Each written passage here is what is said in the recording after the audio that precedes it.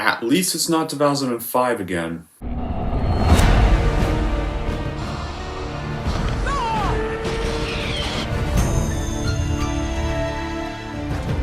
were up, and they did. We're smart, and my...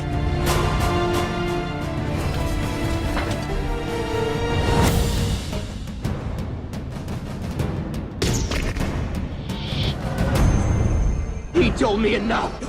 No, I.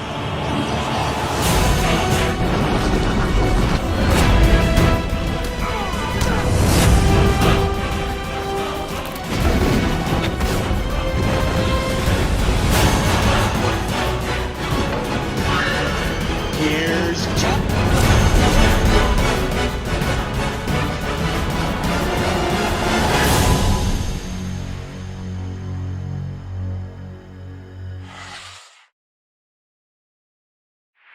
Hey everyone, it's Don G. Corleone here, and I'm here with a brand new movie review. And this movie review is going to be for a horror film that came out around the beginning of June, several weeks ago. And it was the same weekend as Across the Spider-Verse released. And it's based off a Stephen King short story. And you may be familiar with the title of this one because this was also the name of a movie I might have reviewed 2 years ago, but this review is going to be for none other than this month's The Boogeyman, based off the Stephen King short story. So what's the plot? Well, a psychiatrist, where a man named Lester Billings talks to the doctor about the murders of his 3 young children, describes the events of the past several years. His first 2 children died mysteriously of apparently unrelated causes, diagnosed as a crib death and convulsions respectively, when left alone in their bedrooms. The only commonalities were that the children cried boogeyman before being left alone, and the closet door ajar after discovering their corpses, even though Billings is certain the door was shut. So yeah, well, so how was this well made? Well, The Boogeyman is, of course, a film adaptation of Stephen King's 1973 short story, The Boogeyman. On June 2018, it was announced filmmaking partner Scott Beck and Brian Woods would write the screenplay with Sean Levy, Dan Levy, and Dan Cohen attached to produce. For 21 Laps Entertainment with 20th Century Fox set to distribute. However, in 2019, after Disney's accusation, the film was cancelled along with other films in development. Then in November 2021, the film was revived. It is reported Rob Savage would direct from a screenplay by Mark Hemmett, based on original drafts of Beck Woods and Akela Cooper. The streaming service Hulu is set to distribute. In early 2022, Sophie Thatcher, Chris Messina, David Duchamp, Marin Ireland, Vivian Lynn Blair, and Madison Hu were attached to the cast. And principal photography began in February 2022 in New Orleans, and Patrick Johnson composed the film's score.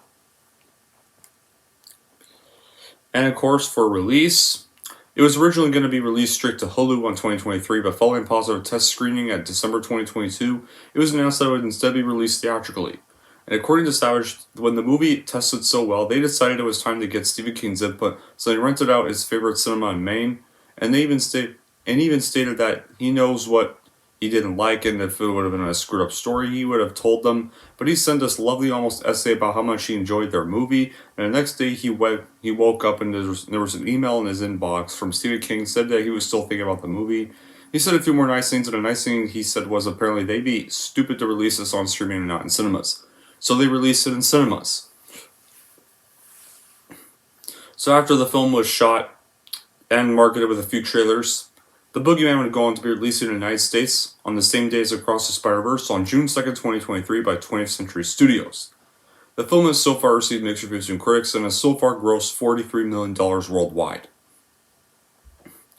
As for my reaction, well, some of us obviously remember in 2005 there was a different horror film with the same title, Boogeyman. So, wait, none of you remember that?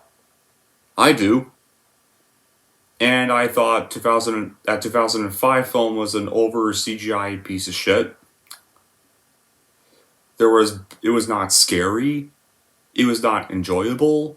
It was not interesting. I don't know how it got $67 million worldwide and got 2 direct-to-DVD sequels. Boogeyman 2 had good gore. But fuck Boogeyman 3. And fuck Boogeyman 1. Fuck the whole Boogeyman trilogy. The end. Then again, it was behind the same people behind The Grudge, which was another overhyped horror flick. However, this one is completely separate, and it's based off a short story by Stephen King that I had never heard of at all, so I was curious about it. So I saw the movie Wednesday afternoon, and ironically, I was the only one in the theater this time. Originally, there were 2 other people, but those 2 apparently were minors who had to be kicked out for using tickets for Fast X to get in. Anyway, I thought this movie was okay at best. And I feel like this, and part of me wishes this got Smile success more than Smile itself, which was another overrated fucking flick from last year. The Boogeyman is a decently good horror film. It starts really strong and continues to have some good scares and some unnerving atmosphere, proving for both better and worse, and host and dashcam director Rob Savage can also make some more conventional horror film. But do not expect any groundbreaking invention here. We've seen this story before, we know the paths, and it's relatively easy to guess the outcome. And if you're someone who cares mostly about the resolution of a mystery, believes that all horror must be intensely terrifying, if you're always seeking something innovative on screen, this is probably not the film for you. But sometimes a good homemade comfort food like a traditional rice dish can be satisfying, just as the people we love used to make it. The comfort of something familiar without anything new but well conceived can also work here. And decently enough, the Boogeyman works with that. The greatest asset of the Boogeyman, though, is probably its cast. Like, Sophie Thatcher proves to have a great performance here, where she plays the eldest daughter, and the eldest daughter is actually this likable character. And it centers the biggest emotional arc on her. So it's like mandatory for her to demonstrate the necessary skills to convince us, and she totally convinces us of that.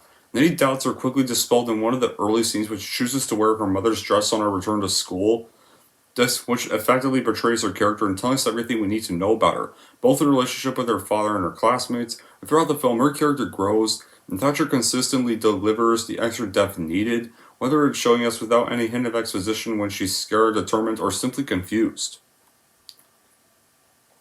Zoe Thatcher is just so good, she carries the film with the most emotional layered performance, enhanced by her tangled sisterly bond with Vivian Lynn Blair, who is very convincing at conveying fear. And worthy of a mention is David Dastmalchian, whose brief appearances still leave a lasting impression. Like the movie that's exported from this minor short story by Stephen King might conceivably make sense to viewers with no access to proper lighting or functioning windows. For the rest of us, though, this dear inexplicable movie, as murky in plot and payoff as in setting, demands such a total suspension of rationality that its few scary moments still sometimes do struggle to land, though. But to be fair, it's not the best source.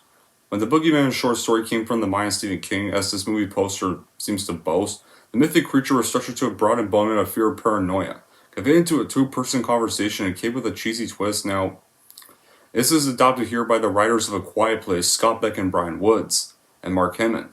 The dark-loving, door-bursting, child-terrorizing night monster's significance is even brought towards the significance of loss. In fact, the monster itself even looks like one of the creatures from A Quiet Place too. So I like that nice little detail right there. And the film presents itself as something of a metaphor for grief, and ultimately feels extremely toned down and toothless though, but jump scares aside, this movie does very little to ratchet up its tension, making its handful of tense moments feel like a bit islands in a sea of get on with it. And the performances are fine, but the film never lets the characters really get to dig into their own trauma and depression in a way that might give the film some much needed depth. It ends up like feeling as if someone wanted to make The Babadook, but in style of films like House on Haunted Hill or 13 Ghosts. And it's a lesson to be careful who you welcome into your home when everywhere man, David Adaptation as pretty much Lester Billy knocks on the Harper's door, and he's only featured like a few short minutes, but his time on screen will definitely give you some chills. In fact, his scene in the beginning of the movie was probably the most chilling of the film. Here, and you can literally tell the fear in his character when he literally visits Sophie Thatcher's father in the beginning of the film. And especially when they find his body in the closet, where he pretty much committed suicide, because he's believing that no one's going to believe his story. Very chilling moment right there. And the Boogeyman doesn't reinvent the wheel. It treads the same path as many horror films before, with the overarching story feeling very familiar, but there's something in the way that the story is packaged that feels quite engaging and absorbing. It's got this melancholic and sinister vibe baked into it, which really heightens the whole feel of the piece. It's a creepy air to it, which a lot of horror films don't match like a jur up in this era, so it's a huge plus, and it boasts a good cast here, and it, especially a strong supporting turn from other cast members Chris Messina too. And I like the symbolism in the story and the exploration of grief here, and the element worked very well. It didn't feel too pretentious, it didn't feel too overly dramatic and forced here. It felt perfectly paced. And it has a decent runtime too. The movie's about 90 simple minutes, which would be a nice time for the common attention span and a nice little runtime for a movie like this. It's a good pace, it's entertaining, it's somewhat engaging, and it gives you time to handle the material without feeling too overwhelmed by convoluted plots. It respects time for those who don't want to be scared for 3 hours like some movies have done in the past. And it's got a fantastic atmosphere too. The movie shines in the atmosphere it uses for horror, not going to shrines, caves, or the rare church just inhabited by a demon, but rather again the comforts of home. And the boogeyman stalks its prey in the areas we consider safe, and that added element helps to give you discomfort and tension to help add to that horror element. And the shadows are again not our friends. The director did a great job of utilizing them to make the proverbial hunting ground, the silhouette in the door, under the bed, the closet, and so many other adventures were opened, always giving you the feeling like Jaws that you weren't safe in the water. And again, using this setting was so natural and playing with the dynamics of the day, helping to really craft this world that always holds the air of unsafe dynamics. At least one of the homes were very pretty and interesting. The aesthetic was very fun for me. And the design holds good elements too. Like the movie's creature is certainly interesting, but held many elements that I liked given the nature of the legendary Nightmare Man itself. And there's even knockoffs from some other series that can obviously be an obvious criticism, and the color of the boogeyman is definitely unsettling, but functional in the way we see it move, a design that holds sort of the hybrid ideas of which the stories paint them, and the eyes that their design holds are perhaps some of the best parts in terms of use, and functionality and how they had them as sort of the haunted atmosphere to look for. And as more of the beast is revealed, and the imagination component sort of gets less, I think they did a nice job integrating elements that added a variety of means for you to see the legends of what this thing can do. And near the end, it is certainly haunting. And I love the way this thing moved, the way it haunted the shadows, and just some of the anatomical features of what they were facing come out in a way that nightmares truly haunt. Boogeyman may have a short cast and several characters that do fit the usual fodder, and the center trio are awesome and what they brought to life in this movie. And Blair is young, she's got the modern child part down, and she balances those emotions that are believable, accurate, and throws in entertaining with it. She really does a number on the moods and helping relieve the tension, but yet add it to more as the movie progresses. Her role evolving as the mystery comes further to light. Messina has the brooding and fatherly roll down pat, and is matching with both girls very earnest, natural, and almost like a true parental connection they have together. That was impressive for me, and I loved Blair and Thatcher's sibling chemistry with each other. You could tell they really love one another as siblings, and Thatcher does really her best to really take care of looking after Blair's character. Here's false. I really liked their scenes together here. And in fact, I liked the whole family scenes together here. And like the dad wasn't a jerk. They didn't make him a rude prick.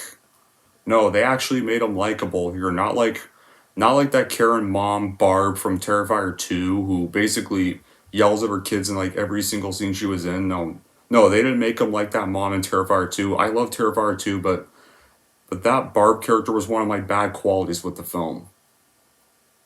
Could not stand Barb.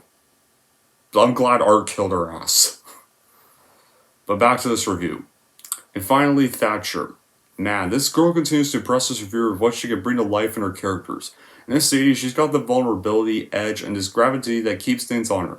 And seeing the role evolving with her acting just brought out more of this character I liked, and seeing so much of her growth as her battle with everything hit her, and such a great character and a great lead to interact with everyone that joined the cast. In fact, and also, the CGI here looks way better here, and the Boogeyman actually looks like an actual Boogeyman monster, not like in 2005, where half the movie is just this bored-looking guy wandering around a run-down house, and random like CGI ghost children cornering him.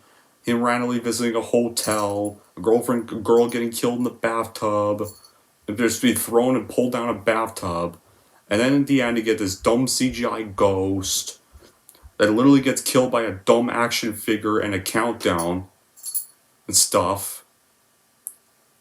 This is like everything.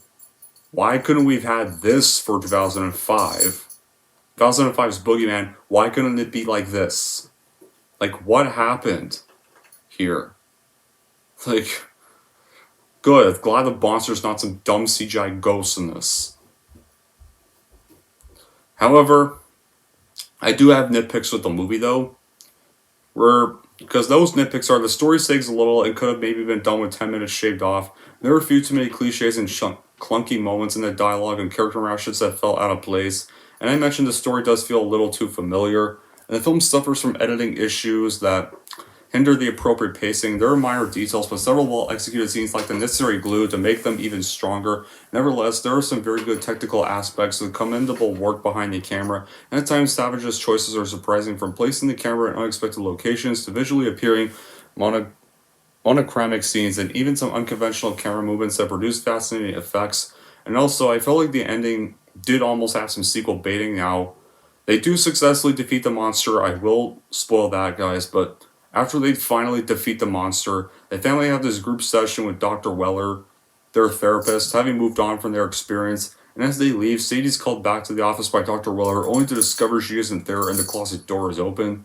And Dr. Weller appears and questions Sadie, who looks at Dr. Weller suspiciously and shuts the door. So, I'm not sure if that's just supposed to be a hallucination, or if they just want to make a franchise out of this. I don't know how they can make a sequel to this movie, because I don't think this movie needs one. This movie just works on its own. I don't think we should be giving this movie a franchise. This was just based off a short story by Stephen King, but I'm glad they did not go the sequel crap route. So I have no idea if it's hallucination or something, but I'm just glad it didn't end on another stupid downer ending like Smile just randomly decided to do. But this movie just feels like a stream at best. In the end, The Boogeyman is mostly worth the stream if you just want a fine horror flick to watch at home, because that's all it really is. Not terrible, but just alright. Anyways, that's it for my review of The Boogeyman. Wondering how I'm going to rank The Boogeyman? Here's how I'm going to rank this movie. So overall, if you still have bad memories of 2005's attempt and want a better Boogeyman film this time around, then just stream this one online, because you may get that if lucky. And if you're wondering how I'm going to rank The Boogeyman, I'm going to give The Boogeyman a 7 out of 10. There we go. That pretty much wraps up my review for The Boogeyman. And, yeah. Didn't turn out to be quite as generic as it looked, and definitely decently good enough. When it comes to horror, I put this in third place. So, at least you have one decent film this summer so far with Across the Spider-Verse. But I really hope this can still be a good summer movie season. Would hate for this to be crap. But until then, guys, that'll be it for this review. Thank you all for watching. If you like this and want to see more, and don't forget to like and subscribe to Don G. Corleone.